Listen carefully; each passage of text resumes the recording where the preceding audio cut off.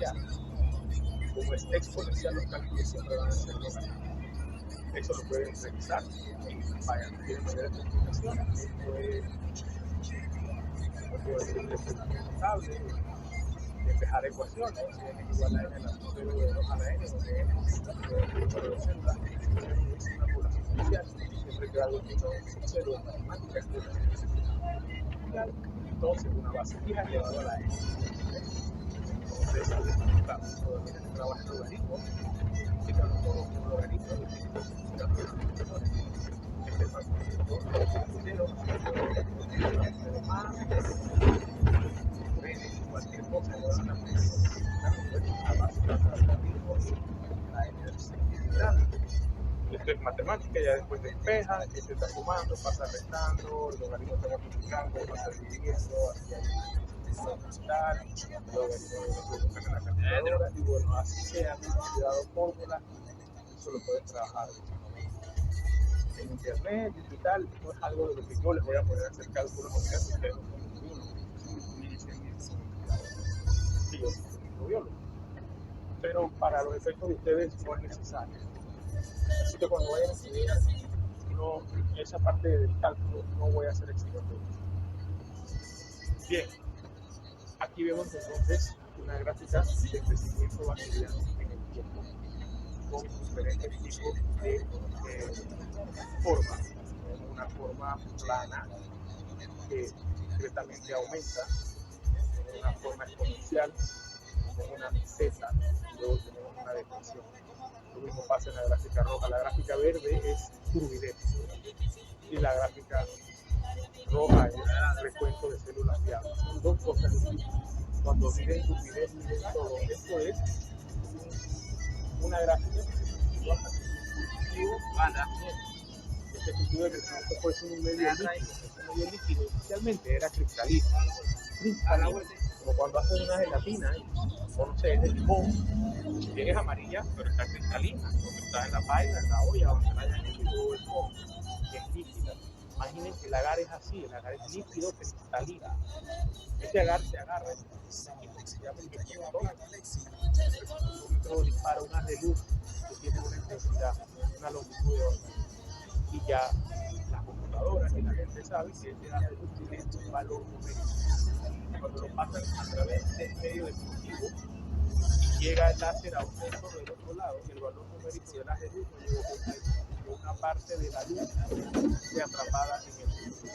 Entonces la computadora hace una resta de cuánto es el valor de la luz que lo tienen seteado en el equipo y le resta lo que llevó. Esta diferencia se llama densidad óptica. ¿Estamos claros?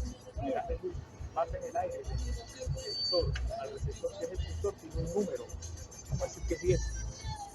Cuando lo pasan, o es 1, perdón, es 1, un valor absoluto de 1. Por el medio del cultivo, lo que llega al otro lado es 1, puede que llegue .1, .12, yo no lo sé, pero no llegó a 1. Todo lo demás, esa luz quedó atrapada en el cultivo. Entonces, si le ponemos bacterias iniciales, una célula, y yo mido en 0, va a llegar la misma medida que cuando medí el agar caldo de cultivo la primera vez, porque es una celulita bacteriana. ¿Cuánta luz va a capturar esa bacteria? Que es un líquido, pero con el paso del tiempo, esa bacteria es un medio de cultivo, porque es un medio de cultivo en condiciones ideales. Esta célula está en condiciones ideales, es una fuente de azúcar, vamos a decir, algo de gluten, tosta, está integrado, está todo super nice. La bacteria está en un risol. Ella va a crecer, y entre más crece, más bacterias se van a multiplicar. Como digo, que la distribución más células va a haber, se va a tomar los días abajo en el caldo, que tu aporte tiene más celular. Cuando va a haber la necesidad de óptica de luz, cada vez que la luz pegue, llega menos luz al receptor, porque más luz se va a quedar capturada en el caldo. Claro, que se llama más densidad. Esto es densidad óptica. Y es una medida de la turbidez. ¿Por qué? Porque entre más turbio se va poniendo el caldo, más densidad óptica va a tener. Claro, llega menos al receptor. Entonces esto es lo que estamos viendo aquí. inicio de esta gráfica se hacen 4 pasos. La línea roja es un recuento de viajes, toman alícuotas pequeñas de ese cultivo y lo ponen a crecer para ver las células que crecen arriba, porque cuando ves en ciudad óptica, eso es de ciudad óptica, la alumna nos dice cuántas, el aparato nos dice cuántas luces perdió, pero no nos va a decir si las células que nos perdieron estaban vivas o estaban muertas, para saberlo hay que hacer recuento de fotografía. Eso nos va a dar un poco de más. Dicho esto, así se ve cuatro pasos claros de un sistema bastante cerrado. Siempre hay una bacteria. La bacteria la ponga en el mejor de los casos, la vida llega y ahí estaba allá y ahora estoy acá. Para comer. Mientras cerca de la bacteria se toma un tiempo hasta matarse a ese nuevo lugar de la bacteria. Por eso que eso toma un tiempo. Una vez la bacteria termina el paso de la gente dice, oh, ya estoy en no hay sustancias nocivas aquí. No hay aquí es pura fuente de carbono, pura fuente de energía. La temperatura está buena, ya me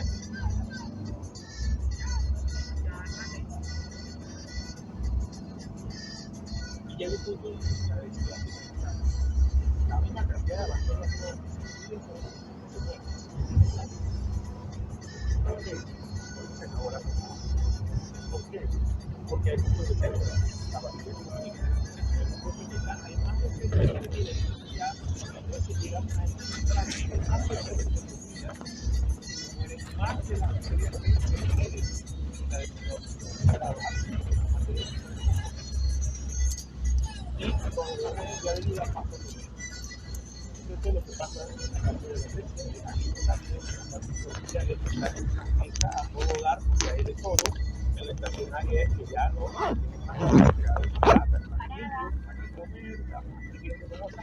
estamos raspando la quincena, será, y en la fase de muerte, bueno, ya no hay más nada, se están muriendo, porque el sistema es cerrado, no se está adicionando más nada. Hay sistemas abiertos que están aquí, que es un quimiostato, ese es el nombre, pero también de manera más simple le podemos decir un bioreactor. Esto se usa mucho en la industria alimentaria para hacer cerveza, para hacer yogur, para hacer cualquier tipo de productos fermentados a partir de bacterias o hongos o levaduras, whatever. Tienen un medio de cultivo, tienen un espacio de gas y aire para que se dé un intercambio ahí entre agentes tóxicos de la bacteria y tal. Tienen el regulador de flujo, aquí bombean aire y miden cosas, y medio fresco. Por supuesto, tiene que haber válvulas y todo para que sea todo estéril. Y aquí hay un cultivo. Y aquí sale un efluyente con células bacterianas. Si yo siempre estoy metiendo medio nuevo y yo siempre estoy sacando el excedente, yo voy a mantener esto que está aquí. Siempre va a haber una velocidad de crecimiento alta. Siempre va a haber una alta uno de la mano. Velocidad, rendimiento y rendimiento. Va rápidamente. Aquí se volvió plano, ya no es más veloz porque la comida llegó a un tope. Pero como hay bastante comida, sigue habiendo un alto rendimiento en concentración. Entonces,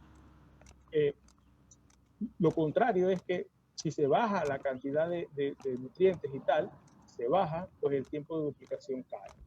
Así se ha estudiado esto también en estas cuestiones. Y en la industria alimentaria o también farmacéutica, hay bacterias modificadas genéticamente, algunas E. coli, para que produzcan insulina, por ejemplo, como desecho. Hay que tener las condiciones aquí para que esto se mantenga y siempre vaya produciendo su insulina, que es lo que usan luego para los diabéticos, etc. Y entonces este sistema o estas gráficas se generan a partir de un sistema abierto, donde no se dan las 4 fases como en un sistema cerrado, porque aquí hay control, aquí está si nos mantiene, esto es lo más óptimo, ¿no? Esto no es lo tan óptimo. Entonces, en un sistema abierto. Cuando uno tiene esto, pues esto se ha estudiado mediante el conteo, ¿no? Aquí vemos esto de que células viables. ¿Cómo vamos a contar células viables? Hay formas de contar, una rápida, barata, económica, que no cuesta nada. Te compras este tipo de, esto que está aquí, es un recuento directo, usando la cámara de Petroff-Hauser. No sé si ustedes han usado la de Neubauer, que Ese laboratorio se hace en la escuela para contar glóbulos rojos o contar esporitas y tal. Para bacterias usan la Petro-Hauser, es el mismo sistema, esto no es muy caro, tú las puedes comprar hasta por Amazon, son baratas. Y nada, pones la muestra, aquí como se sugiere en la indicación de la imagen, y claro, que tienes que poner un tinte, ya vimos laboratorio de tinte y tal, y ustedes tienen que saber quién es las bacterias. Pero ¿cuál es el problema con esto? ¿Quién está vivo y quién está muerto? Yo no lo sé, no me doy cuenta, yo no puedo saberlo. Ventaja, pues, como les dije, es súper barato y eso es rápido. Hey, eso ya lo tienes y lo ves de una vez. Pero yo no sé quién está vivo, yo no sé quién. Usualmente lo que se hace es recuento de bacterias en plato, que puede ser por aspersión o por vertido de placa. Pero siempre el recuento de bacterias es lo más rápido, o se puede decir bastante ideal, ¿no? Al menos en el mismo día, con algunos métodos rápidos ahora puedes ver resultados. Volviendo a la gráfica, y que el recuento de viables, esto que se hizo en el sistema cerrado, se hizo de esta forma, ¿no? El sistema cerrado, este está abierto, pero si fueron cerrados, toman la muestra, en el paso del tiempo, la tiran en un plato, ahí hay un medio de cultivo preparado, puede ser un agar estándar method, puede ser un agar-agar, puede ser un agar nutritivo, agar bacteriológico, son agares que tienen bastantes fuentes de carbono donde todo crece sin discusión. Tiran ahí la muestra, usualmente .1 ml, esparcen, esto está estéril, son de vidrio, tú los flameas con alcohol. Si tienes plata, compras de los que son desechables, además los hables es one shot y lo descartas, pero hoy en día ahora todos piensan en verde, el planeta, no sé qué, así que se están volviendo otra vez a estas cuestiones retro de calentarlo y tal. Cambio climático, no sé qué, y eres mal, no eres ecológicamente amigable, es un drama, así que bueno. La cosa es que extienden y te crecen las bacterias. Las colonias van a aparecer en la superficie, tú las cuentas.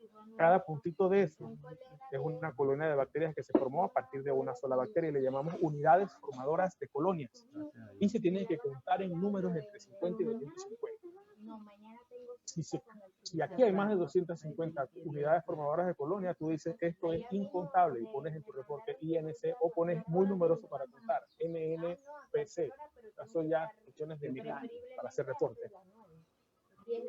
Alguien levantó la mano, denme un momento. Profe, fui yo. La compañera Aura, profe. Dígame, Aura. Era para preguntarle que en las unidades formadoras de colonia, ¿de cuánto a cuánto era? Que no logré apuntar. Las unidades formadoras de colonia, usualmente tú esperas tener un conteo no más de 250 unidades formadoras de colonia por plato.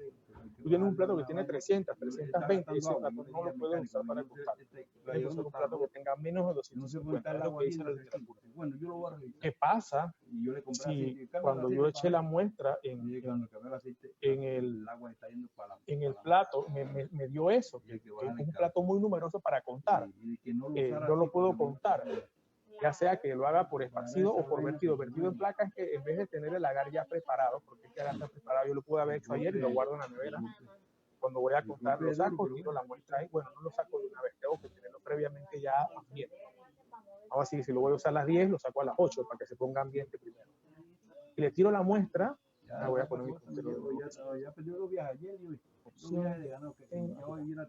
Le tiro la muestra, hago el esparcido y crece, o tiro la muestra ahí y le vierto el agar recién preparado. Hay gente que también prepara el agar el día anterior y lo mete en la nevera y después lo pones en el microondas. En los microondas te ayudan, lo vuelves a poner líquido. Hay mucha gente que no le gusta. Yo lo he hecho y no pasa absolutamente nada. Bueno, otros prefieren tener su medio preparadito y fresco. La cosa es que lo tienes que tener a una temperatura de unos 50, 45 grados centígrados, porque está muy caliente. Cuando lo tiras ahí, matas a las bacterias. Esa es una de las desventajas. Matas a las bacterias, si lo echas a la temperatura adecuada, después tiras el agar encima, agarras la mano, ¿no? Lo vas moviendo como cuando intentas disolver algo en un vaso y no tienes cuchara, sino que lo empiezas a mover así mismo, con cuidado de no regar. Y también cuajan y lo pones en la incubadora y vas a tener resultados. El problema de esto es que usualmente el más clásico te puede tomar 1 o 2 días para tener resultados. Si usas medios rápidos puede tomarte 6, 8 horas para tener resultados, pero puedes ver viable, sabes quién está vivo y quién no. Aquí no. Esto no es muy caro, esto también es barato. Estas tecnologías ya están súper estandarizadas, entre GEMA, todo el mundo te vende platitos y te vende medios rápidos. Hay unos que ni siquiera utilizan plato de cultivo o medio para preparar. Por ejemplo, 3M ya te vende unos papelitos que tú le levantas la tapa y ya tienen el medio ahí. Trabaja con volúmenes de microlitros y haces el conteo. Pero el problema de esto es que, pues, si la muestra viene de una carga que está en crecimiento y una fase exponencial altísima, se va a pasar, vas a tener más de 250 células, no puedes contar. Entonces hace una dilución seriada. A partir de la muestra, la diluyes. Esto puede ser un buffer como fosfato salino y todos tienen 9 ml al inicio y de la solución madre le echas 1 ml, ahora esta está en 10. Luego de que sacas 1 ml al siguiente y ahora esta está en 10. Lo sacas de 1 ml al siguiente, ahora está en 10 porque todas tienen 9 y vas haciendo una dilución seriada de 1 en 9, 1 en 9, 1 en 9, 1 en 9, 1 en 9, 1 en 9. Cada vez que uno hace eso, estás diluyendo órdenes de magnitud de 10. Entonces esto es 10 a la menos 1, 10 a la menos 2, 10 a la menos 3, 10 a la menos 4, 10 a la menos 5, 10 a la menos 6. De ahí tú tomas 0.1 ml o 1 ml y siembras en los platos. Y por supuesto, conforme vas pasando y vas diluyendo, los órdenes de magnitud van a haber menos células. Esto es muy numeroso para contar, muy numeroso para contar. Aquí hay 159, aquí hay 17, aquí hay 2, aquí hay 0. Se debe escoger un plato que esté entre 50 y 250. Este está en 159, así que este es el que voy a escoger y le pongo su factor de dilución, 159 por 10 a la 3. O sea que en 1 mililitro de muestra original habían alrededor de 159.000 células, 159.000 bacterias. Esto se llama dilución serial. Además que hay que preparar, aparte del agar, que tienes que tener más porque vas a hacer más platos, tienes que tener también los tubos de la batería de dilución. Y usualmente esto no se hace nada más con un plato, tú debes tener al menos dos para que sea por duplicado. Pero si quieres una estadística más robusta, pues haces 3, 4 o 5 platos por dilución. Bueno, aquí está la imagen esta imagen está relacionada con esto, con la curva de crecimiento. Este es otro método para contar, pero este no discrimina entre células vivas y células muertas. Necesitas tener el aparato, que es el espectrofotómetro, que es el que a través de una luz, ¿okay? La luz pasa, ¿no? Y ustedes ven que aquí hay células o hay algo, esas células o ese algo retiene luz. Y la luz que llega al final no es la misma que la que salió. Entonces ya el aparato sabe cuál es la medida de la luz cuando sale sin nada.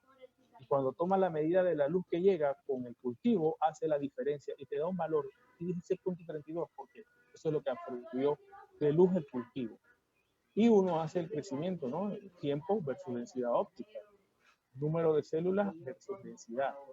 Eso es otro trabajo que no tienen por qué meterle mente a esto, no se preocupen. A quitarlo de las fórmulas y tal, tampoco no se preocupen. Necesito que entiendan el principio.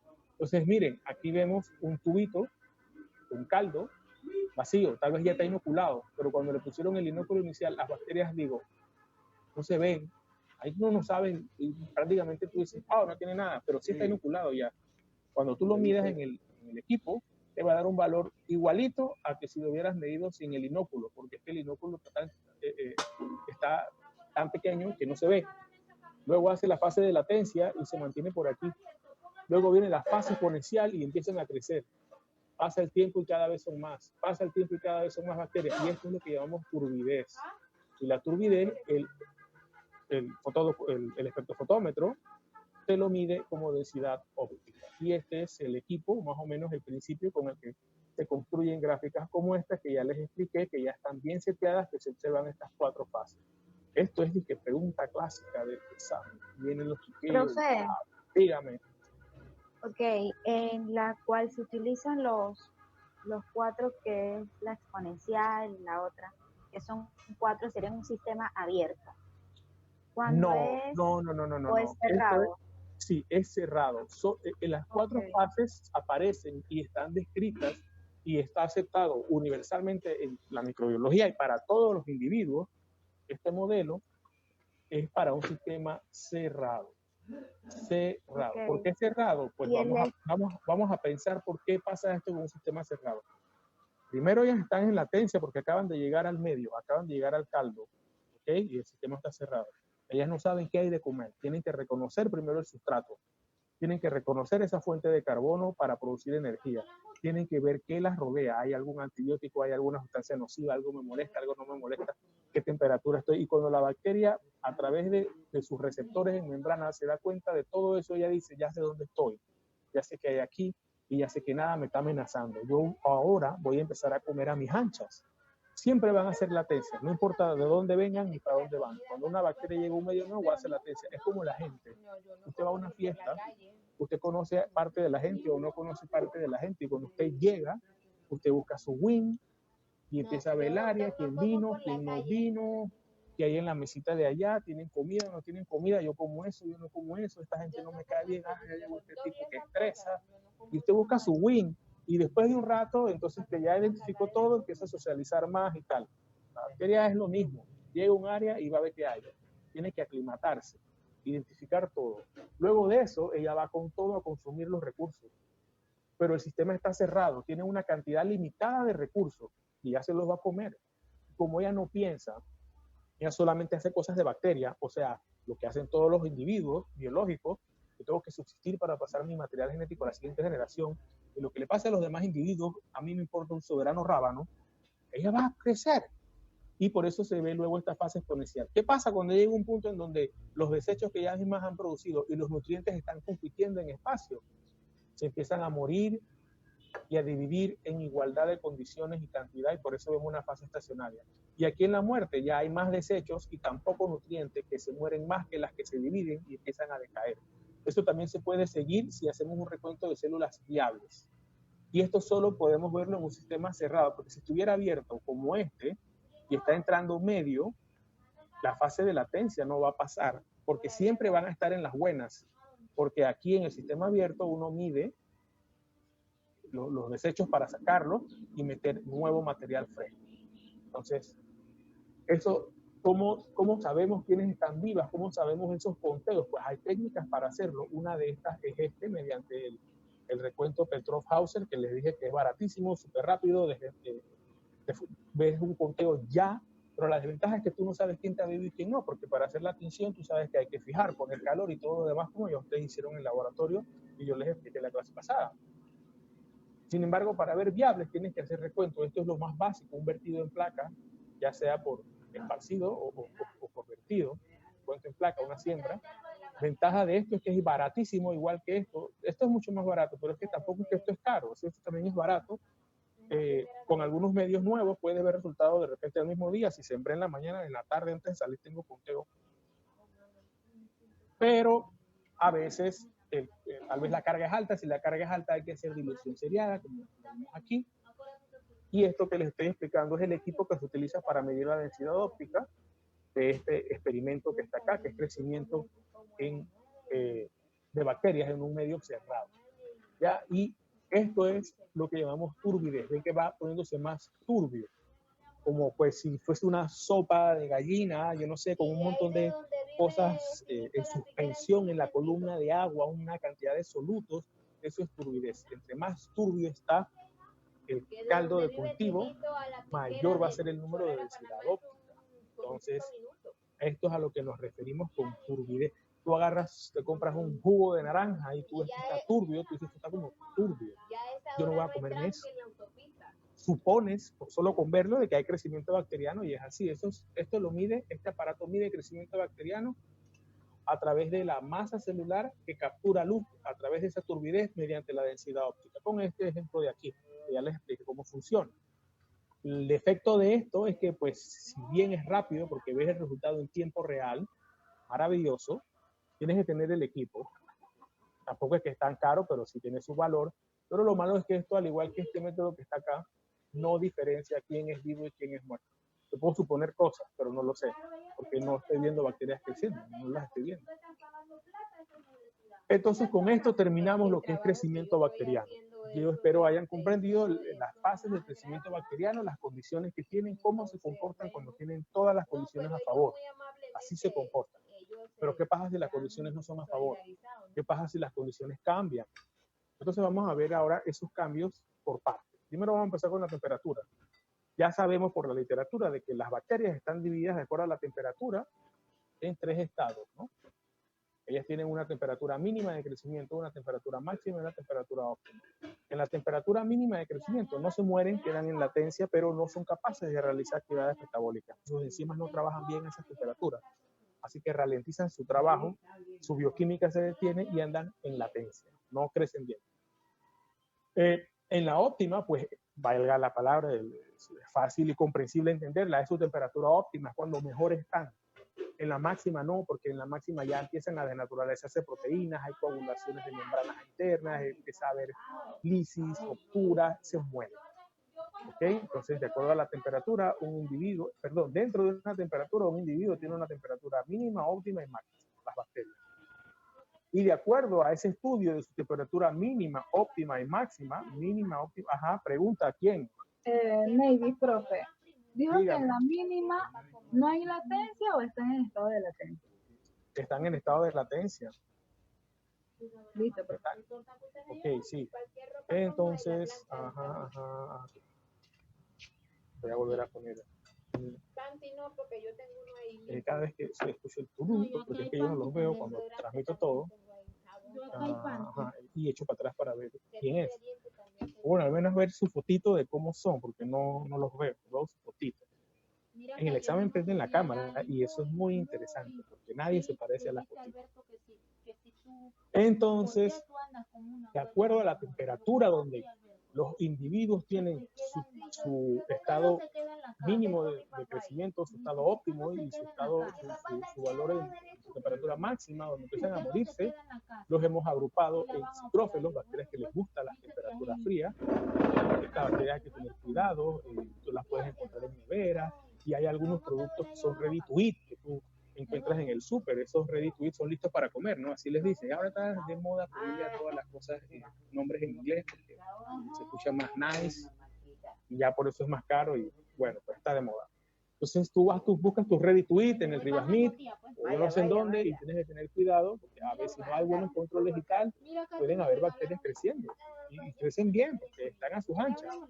Tenemos los mesófilos, que son las que llegan a las temperaturas estándares de 39 grados. Nosotros seríamos mesófilos también, nos gustan temperaturas de 34, 33, por ahí, donde crecen, ¿no? E. coli es un mesófilo clásico, 60 grados, eso es una bacteria termófila, 60 grados, vive quién, eso está calientísimo. Hipertermófilo, eso es 88 grados, nosotros estamos muertos en esa temperatura. Hipertermófilo, 106 grados de temperatura óptima, vaya locura, eso es arriba del punto de ebullición del agua. Eso es impresionante. Entonces tenemos estos 5 tipos de individuos de acuerdo a la temperatura. Yo pregunto esto en el examen y no sabe. No sabe. También podemos clasificar. Ajá, ¿quién me habla? Hay dos hipertermófilos. O sea, hay uno que está arriba de la ebullición del agua. Ajá. Este es hipertermófilo, bueno, perdóname, tienes razón, aquí no lo dice, pero esto es un hipertermófilo extremo. Para la salvedad, tenemos los hipertermófilo extremo, o me ponen termófilo, no, perdón, ya, sí, termófilo, hipertermófilo y los hipertermófilos extremos. Entonces, aquí tenemos algunos ejemplos de estos individuos para que vean que sí existen. Por ejemplo, estos bacilitos que están aquí. Esto es en la nieve. Esto es en la nieve. Esto es un lugar donde hay una nievecita por aquí, la playita, y aislaron estos bacilitos con forma de vibrial. Viven ahí tranquilos. Estas son investigaciones que hacen en los polos para ver la carga de CO2 en el tiempo. Como les dije, el cambio climático está de moda, es el responsable de todo, la novia lo dejó, fue el cambio climático. Entonces también han tomado pedazos de hielo y ahí crecen microalgas como si nada. Si las sacas de ahí se muere. Esto que ven acá son agua hirviendo, esto es Yellowstone y es de un color rojizo, y es que allí viven algas, perdón, esto es nieve, algas de la nieve, y ellas están felices de la vida. Aquí es donde está el Yellowstone, perdónenme, agua en estado de ebullición. Aquí hay una gran cantidad de temperaturas espantosas, pH espantoso, y esta bacteria está creciendo a sus anchas. Este es un ejemplo de una bacteria que es hipertermófila y a la vez es acidófila de lo más nice. Pueden ver eso en el libro. Son ejemplos, ¿no? Esta está Boulder Spring, bla, bla, Yellowstone. Creo que esa sería la extrema entonces. Sí, esta es una extrema, esto está demasiado caliente, demasiado caliente. Aquí vemos cianobacterias termófilas en un manantial, está entre 70 y 73. Esto es una termófila. Para que estas criaturas puedan vivir en estas temperaturas, sin que se desnaturalicen sus proteínas, ellas tienen unas membranas especiales. Yo les dije a ustedes que las membranas gram negativas tienen unas membranas muy, muy largas con cadenas de ácidos grasos largas que no tienen las positivas. Cuando estas bacterias, las cadenas de ellos llegan hasta 40 carbonos. Eso ya se considera más que una cadena larga, se considera un hidrocarburo. ¿Piensa que es un hidrocarburo? Los hidrocarburos son derivados del petróleo. Eso es lo que utilizamos para producir combustible, plásticos, gasolina, etcétera. Las membranas de estas bacterias tiran más a un hidrocarburo que otra cosa y por eso resisten estas temperaturas. Esa fue la manera de cómo evolutivamente ellas adaptaron. Oye, esa es buena pregunta de examen. También se puede ver el efecto de crecimiento de las bacterias de acuerdo al pH que tenga la bacteria. El pH, recuerden que neutralmente hablando está tirándose entre 6 y 8, un 7 más o menos. Es el pH neutro de la mayoría de los organismos vivos, en donde todos se sienten bien, pero hay tendencia a la acidez, pHs que vayan de 0 a 1, y hay también a la alcalinidad, que son básicos, pHs que van de 7 al 14. Resulta que hay microorganismos realmente interesantes que viven en pH que van del 5 al 1, del 5 al 1 al 1. Esto es una ridiculez. pH 1, eso puede, lo que sé, el estómago está en 2 y pico y supuestamente los jugos gástricos, el ácido clorhídrico puede hasta disolver hierro. Imagínense vivir en pH 1, ¡qué locura! Y los alcalóficos van de 8, 9, 10, como estos que están aquí. Estos E. coli, que es ejemplo clásico para todo, es una bacteria de caballito de trabajo, está en 7. Nosotros también estamos ahí cerca del 7, 5, 5, 8, etc. Esto es increíble porque cómo viven, cómo hacen, qué mecanismos tienen, cómo manejan ese pH, cómo las cargas en sus membranas no se desestabilizan, cómo meten y sacan solutos. Es fascinante. Y un factor fundamental pues, para este carácter acidófilo es que la membrana de ellos también se ha especializado para vivir en ese pH. Si el pH sube a valores neutros, la membrana de estas bacterias se daña, porque ya está acostumbrada a estar en esos pH tan altos. Ellos son tolerantes a los ácidos, necesitan ya el ácido para poder mantener el equilibrio protón motriz de su membrana. Ustedes recuerdan el colegio, espero lo recuerden, aquí no lo hemos visto aún, lo veremos más adelante, la bomba de sodio y potasio, es un ejemplo de bomba protón motriz para generar transporte de solutos en la membrana. También la ATPasa de la membrana de la mitocondria también es un sistema protón motriz para generar movimiento. Por eso tienen pH todos tirados a neutro. ¿Cómo hacen estas bacterias para su vida diaria con estos pH? Se han aclimatado a eso. Yo no voy a entrar en el detalle de explicarles eso, no viene al caso, ustedes no son microbiólogos, pero se los menciono. Todo lo contrario, los alcalóficos también son interesantes. Les hablaba, ¿no? La fuerza protón motriz. Ellos aquí lo que hacen es que utilizan iones de sodio en lugar de hidrógeno para impulsar el transporte, para las que son muy alcalóficas. La fuerza protomotriz de ellos es de sodio en vez de cationes de hidrógeno. Tomar un elemento diferente para resolver ese problema. Son situaciones fascinantes, son fascinantes lo que hacen estos individuos. Profe, Sí. disculpe, los neutrófilos, ¿qué pH tienen? Y los alcalófilos. Los pHs alcalófilos están para los alcalófilos están de 8 a 14. Los acidófilos están, yo diría que de 5,5 a 0, porque de 5,5 a 7, 7 y tanto, eso es neutral. Por aquí es neutral. Está viendo mi imagen, ¿verdad? ¿Dónde está? Sí, neutral es esto que está aquí. Yo contaría como de 5,5 a 8 como neutral. De 5,5 a 0, eso es ácido. De 8 a 14, eso es alcalino. Entonces para impedir las variaciones de pH, En crecimiento, si usted va a hacer un cultivo, ya vimos que el acidez o la alcalinidad puede causar problemas. Hay tampones, esos famosos experimentos de titulación con lechuga que hacen en la escuela, con la bureta que la miras y tiras la gotita, la gotita, la gotita. No sé si hicieron eso, ojalá lo hayan hecho. Donde te pasas cambia el pH. Si no le pones lo necesario, tampoco se pone como es. Son tampones usualmente de carbonato de sodio o fosfato de potasio, y con eso tú vienes y puedes establecer. Esto nada más es una mención, no es algo tan crítico. La osmolaridad de crecimiento microbiano, osmolaridad tiene que ver con solutos disueltos en agua. ¿Okay? El agua es el solvente para la vida. La disponibilidad de agua es un factor importante para el crecimiento de las bacterias. Sin agua yo me muero y sin agua ellas también. No solo depende de la humedad del ambiente, sino que en función de la concentración de solutos en el agua. Recuerden que el agua tiene que estar disponible. En el caso de nosotros que somos enormes, yo agarro un vaso de agua y me lo tomo. Tengo agua. Pero las bacterias no tienen vasos de agua. Tratan con aguas a nivel molecular, a nivel pequeño. Entonces el agua tiene que estar disponible. Si hay muchos solutos en el agua, esos solutos reaccionan con algunas moléculas de agua. Las moléculas de agua que han reaccionado con un soluto ya no están disponibles.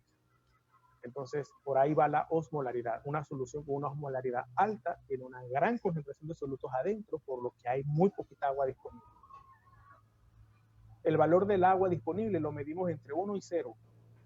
Siendo 1 agua pura, la que se toma usted de su vaso sin problema. Siendo valores cercanos a 0, se queda total. O sea, aquí vemos algunos compuestos que tienen diferentes potenciales de actividad de agua. AW, actividad o potencial de agua. ¿Ok? La osmolaridad tiene que ver con la concentración de solutos en el agua. ¿Por qué eso es importante? Porque entre más solutos hay en el agua, más bajo es el potencial de agua. Y entre más bajo es el potencial de agua, más difícil es la bacteria usar esa agua porque el agua está ocupada, la necesita disponible. Pues aquí vamos viendo agua pura 1, sangre humana 0.9, o sea, casi 1. Por eso es que si tiene una herida abierta hay que atenderla y tal, porque dentro de una bacteria ahí llegó al paraíso, el agua disponible está. Agua de mar 0.9, pan 0.950, jarabe de arce, salami, pastel, etcétera, etcétera, etcétera. Y hay bacterias que crecen, estos son ejemplos, pero hay miles más en cada uno que crecen aquí. Entonces, de acuerdo a la osmolaridad, a esa concentración de solutos, la sal es el ejemplo clásico de la medición, hemos dividido a las bacterias en no halófilos, que no les gusta que el agua esté comprometida, a esta gente le gusta vivir en un potencial de AW cercano a 1, halotolerantes, halófilos y halófilos extremos. A esta gente le encanta que el agua no esté disponible, viven con poquita, les encanta la concentración alta de solutos. Imagínense eso, 15 al 20%, vaya la locura. Entonces, de acuerdo a la concentración de solutos, en este caso es cloruro de sodio, que es sal, pero puede ser cualquier soluto que haga y genere un tipo de efecto osmótico que tiene que ver con el agua disponible, la presión en el fluido. Tenemos bacterias no halófilas que quieren un AW cercano a 1, no les gusta la sequedad. Halotolerantes pueden estar en ambiente un poco seco, pero ellas van igual a agarrar su agua disponible. Halófilos, esta gente ya cruzó el umbral y ellos les gusta la sal, y los extremos que se fueron por lejos. Que 4 tipos de individuos de acuerdo a la osmosidad. Aquí hay un ejemplo de bacterias con solutos disueltos en los medios donde ellos viven y potencial de agua de 0.98 a 0.72. Solamente para que lo vean, no es la gran cosa. De acuerdo a la presencia de oxígeno disuelto, pues las bacterias se dividen en aerobias estrictas, aerobias facultativas, microaerofílicos. Hay 3 que pueden vivir con oxígeno y hay 2 que pueden vivir sin oxígeno, que son las aerotolerantes y los estrictos. Los estrictos, el oxígeno para ellos es tóxico, es un veneno letal. Aquí vemos el ejemplo de eso, de acuerdo al oxígeno. Este medio de cultivo que está aquí tiene oxígeno disuelto en toda la columna de medio, pero todas crecieron acá arriba porque son aerobias estrictas. Entre más bajes, el oxígeno, si bien está disuelto en todo el tubo, hay menos entre más bajes. que todas crecieron acá. Recuerda el requerimiento de oxígeno, esto es aerobio estricto. Esto que está aquí son anaerobios, porque no crecieron cerca del oxígeno, se vinieron lo más lejos posible. Estos que están aquí son facultativos. Facultativos. Si hay oxígeno, lo usan. Si no hay, bueno, la vida se puede vivir de otra manera. Estos que están aquí son microaerofílicos. Viven bien aquí, un poquito acá cerca del oxígeno. Y estos que están acá, los últimos, son anaerobios aerotolerantes. Estos que están acá. Son anóxicas, son aóxicas. Hay diferencias entre este y este. Por ejemplo, este crece más cuando hay, por eso es facultativo. Pues si hay oxígeno, lo uso. Si no hay, bueno, este está casi homogéneo. Y este es micro, este es anaerobio, lejos del oxígeno. De acuerdo al requerimiento, ellos van creciendo. Este tipo de bacterias las tienen que poner a crecer, las anaeróbicas, en sistemas como este, que se llama GASPA, que es una máquina de fermentación. Ven estos 4 platos Petri, ahí seguro van a poner las bacterias, y esto que ven aquí uno lo compra con la atmósfera que quiere tu bacteria, ya eso te lo venden de Mattel, ¿no? Yo quiero un Clostridium perfringens, una cosa por el estilo, compro mi GASPA de esa bacteria, yo lo rompo, y él me cambia la atmósfera para esa bacteria sin oxígeno. Y si no tienes plata, usas lo más sencillo y básico, que metes una vela allá adentro, le prendes fuego y cierras eso, y cuando la vela consume el oxígeno, ya está en oxígeno. Y esto, si tienes mucho dinero, ya entonces tienes unos sistemas estandarizados que te quitan el oxígeno, te ponen la atmósfera que quieras, le ponen unos tanques acá con la mezcla que tú necesitas. Y bueno, estudien. Con esto terminamos la clase de hoy. No sé si alguien tiene alguna pregunta. Es el momento para que la hagan, por favor. ¿Alguien tiene alguna pregunta?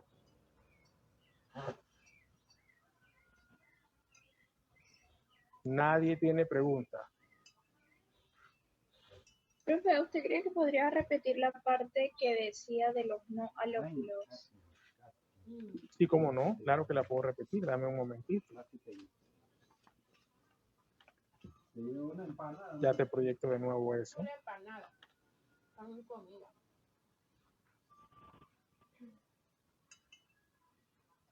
Ajá. Sí, un no halófilo es una bacteria que, como puedes ver, aquí vemos la velocidad de crecimiento en el eje de las Y, en el eje de las X, de las ordenadas, vemos la concentración de sal. Puede ser cualquier sal, pero este es el ejemplo de este experimento, ¿no? Entonces, esto habla de osmolaridad. Entre más concentrado es una solución, más alta es la osmolaridad. Eso tiene que ver también con la AW. El AW es la agua disponible. Entonces, una concentración cerca de 0 significa que el agua está casi libre totalmente. Tiene que ser un AW alto, un AW como de 1. Entonces, las bacterias que crecen ahí cerca son no halófilas. A esta gente no le gustan los solutos en su columna de agua. Cuando hago columna de agua, me refiero a que en el medio en donde ella está flotando, imagina que hay una columna. Es como cuando en química veían el número de Avogadro o veían el número de presión en mililitros de mercurio, que es una atmósfera, no sé cuántas bar. Siempre te hablaban de la columna de aire, porque es el cálculo que hay del aire arriba de la cabeza de nosotros, una atmósfera. Esto es lo mismo, ¿no? En la columna del medio hay una concentración cerca a 0, eso significa que el AW está alto, la bacteria crece bien aquí. Acá no creció esta bacteria azul, yo no sé qué especie será, probablemente un E. coli, es lo que dice aquí, E. coli. No creció acá porque la concentración de soluto para E. coli acá es muy alta. El AW acá está abajo, la ósmosis de es muy alta. Ósmosis es movimiento del agua de una membrana semipermeable en soluto, donde además esta bacteria la pongo acá, que tiene una concentración de sal alta, se va a plasmolizar. Todo el agua de ahí adentro va a salir y bueno, se va a crecer por aquí. Le llamamos no halófila porque no le gustan las concentraciones de solutos grandes. Por ejemplo, sal, cualquiera. Tenemos luego las halotolerantes. Entre más, o sea, ellas van creciendo en presencia de la sal, pero entre más sal le echas, menos van creciendo. Hasta que llega un punto que las matas. Ya, aquí tenemos el Staphylococcus aureus. El Staphylococcus aureus es una bacteria que está en su piel. Yo no sé si alguna vez ustedes han probado el sudor. El sudor es medio saladito. y al staff le gusta crecer en la piel humana con ese saladito. Entonces, porque toleran bien la sal. Entonces, hay muchos Staphylococcus aureus en nuestras superficies, en las manos y tal. Por eso usted va a poner un entubador, o sea, usted va a entubar a alguien, o yo qué sé qué van a hacer en un hospital o lo que sea, hay que tener guantes y todo, pues somos portadores de staph, le puedes poner staph a alguien, el staph es normal en la piel, no es normal en el cuerpo gástrico. Hay que poder pasar problemas. A veces un poco de gente, todo el mundo metiendo mano en la ensalada de papa y dicen que muchas manos es un arrebato. No, eso es puro estafilococo por montón y por eso a la gente le da diarrea. Halófilo, entonces, viven, mira esta curva perfecta, llegó hasta el 6, esta gente vivía bien por aquí. Aquí empezó a morirse, esto es muerte, pero aguantó hasta acá. Estos tipos aquí están súper, estas bacterias, Alivibrio fischeri, estos son los halófilos. Y los extremos se llama Alobacterium salinarum, seguro lo encontraron en una mina de sal por lo mismo. Concentraciones de sal del 20% es una locura. Entonces, esto tiene que ver con la osmolaridad y con la presencia de agua disponible. Entre más solutos hay, menos agua disponible hay. No sé, otra pregunta, por favor. Profe, en cuanto estábamos hablando de los oxígenos, tenemos las anaerobias y las aerobias. En las aerobias tenemos las que son, creo que era la estricta, la facultativa. Es correcto, y la microaerofílica. En la parte de facultativas, estas son las que usan facultativas, son las que usan el oxígeno, o sí, sea, usan ambas. Sí, tiene la maquinaria enzimática para producir energía mediante respiración aeróbica, tienen oxígeno como último aceptor de electrones, y si no hay oxígeno, bueno, hacen una respiración láctica, una respiración alcohólica o de otro elemento que no usa oxígeno. Pueden usar las dos. Y aquí en la imagen sería la que está aquí, la C. Entre las dos respiraciones, la más eficiente es la aeróbica, es la que más energía produce, pero tiene un defecto, que solo sí o sí con oxígeno, si no, no puedes. Las respiraciones anaeróbicas no producen tanta energía. Por eso tú ves que esta bacteria, cuando hay oxígeno, miren el montón de puntitos rojos, creció mejor con oxígeno que sin oxígeno.